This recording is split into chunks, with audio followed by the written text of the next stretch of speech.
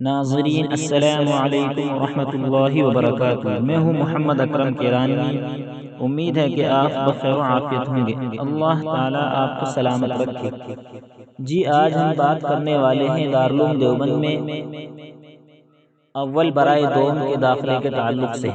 جو طلبہ اول عربی پڑھ کر فارغ ہو چکے ہیں اور وہ یہ چاہتے ہیں کہ ہم دارالعلوم دیوبند میں عربی دوم میں داخلہ لیں، تو ان کے لیے کن کن کتابوں کا امتحان ہے وہ میں آپ حضرات کے سامنے بیان کر رہا ہوں۔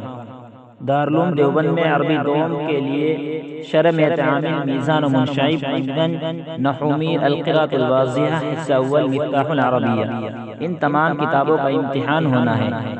ان میں شرح میت عامل موقوف علیہ کتاب ہے، اس میں کامیاب ہونے کے بعد ہی بقیہ کتابوں کا امتحان دے سکیں گے، اس لیے ابھی سے تیاری شروع کر دے۔